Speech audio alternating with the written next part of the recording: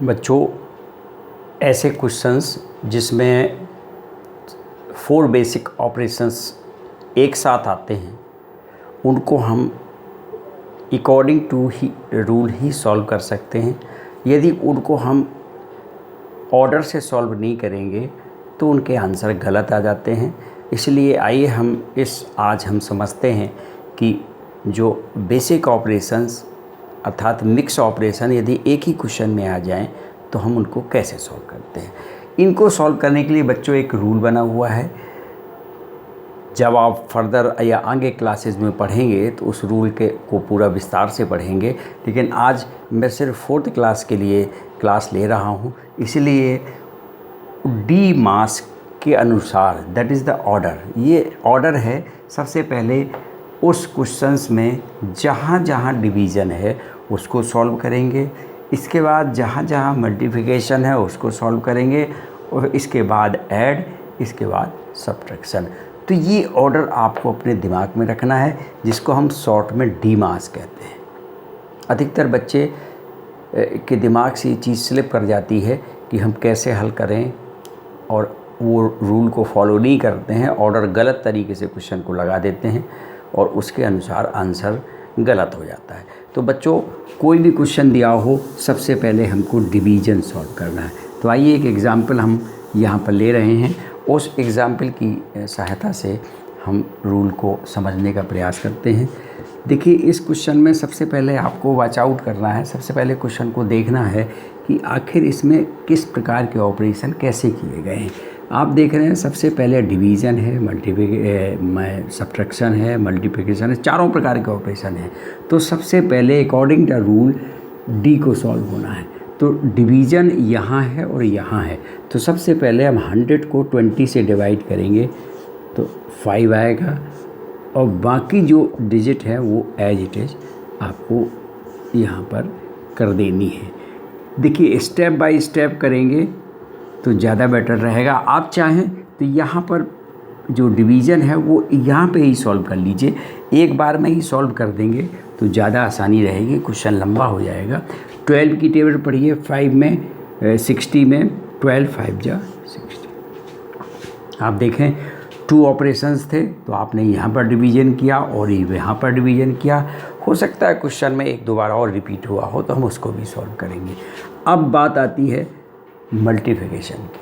तो आप देखें इसमें कि मल्टीप्लाई कहाँ कहाँ किया गया है, तो आप ध्यान रखिएगा कि इसके अंदर जो है उसी को सॉल्व करना है। 5 माइनस 5 जब हम इसमें मल्टीप्लाई करेंगे तो यहाँ पर आ जाएगा 10 और यहाँ पर 5। अब एडिशन का सब यहाँ पर प्रोसेस चलेगा, तो 5 और 5 10 आ जाता है, 10 माइनस 10 अर्थात आंसर आपका 0 आता है। यदि हम कहीं भी रूल को थोड़ा सा भी गलत कर देंगे तो आंसर आपका कुछ और आ जाएगा। फिर एक बार आप देखिए, सबसे पहले हमने यहाँ पर डिवीज़न किया, फिर इसके बाद यहाँ पर मल्टीप्लिकेशन किया, फिर लास्ट में एडिशन किया और फिर सबसे लास्ट में सब्ट्रैक्शन किया।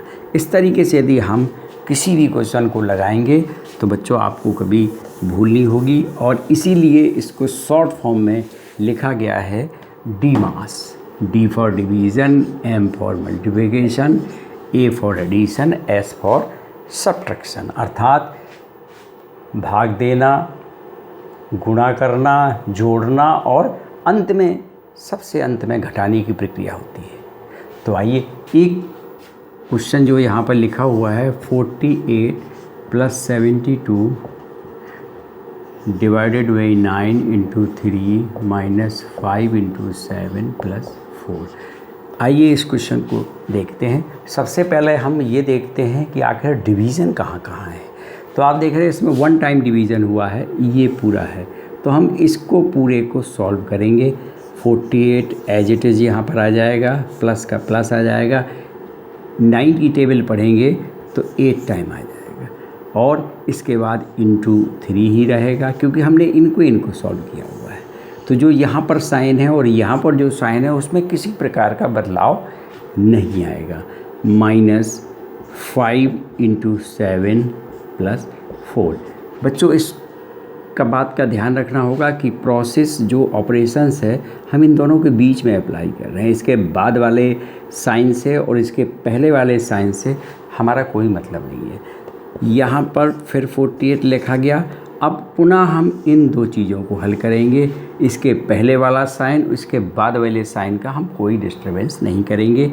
+5 आ गया, 8 3 जा 24 और ये माइनस था, इसको माइनस कर दिया, इसको किया तो यहाँ आया 35 + 4।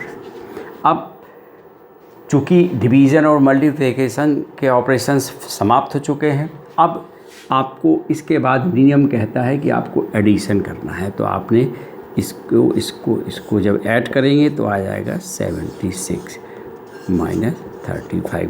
तो बच्चों 76 - 35। अब सिर्फ one operation, last operation subtraction का बचा हुआ है। जब इसको इसमें से सब्ट्रैक्ट करेंगे तो आपका आंसर 41 आएगा। यदि आप इस नियम का पालन करते हुए यदि किसी भी क्वेश्चन को लगाएंगे तभी आपको सही आंसर मिलेगा। तो ये जो एक्सरसाइज दी हुई है आपके 6.7 एक्सरसाइज क्वेश्चन 1 से लेकर के 10 तक, इसको आपको लगाना है। तो इस पे आधारित जो वर्ड प्रॉब्लम है वो भी मैं आपको बताऊंगा। फ़िलहाल आप 6.7 का 1 से लेकर के 10 तक के किसी भी क्वेश्चन को हल कर सकते हैं। फिर से एक बार मैं आपको बताऊं कि सबसे पहले डिवीज़न, फिर मल्टीप्लिकेशन, फिर एडिशन और फिर सब्ट्रैक्शन। इस ऑर्डर को फॉलो करते हुए आप किसी भी क्वेश्चन को आप लगा सकते हैं। बच्चों जब आप आगे क्लास में जाएंगे तो बोर्ड मास भी लगेगा, फिर आपको वी बार भी लगेगा। तो ये तमाम प्रकार के ऑपरेशन आएंगे। उसके लिए मैं वीडियो किसी दिन और बनाऊंगा। फ़िलहाल 4th क्लास के लिए डी मास के रूल का ही पालन होना है। उसी के अनुसार आप सारे क्वेश्चंस को सॉल्व करें। धन्यवाद।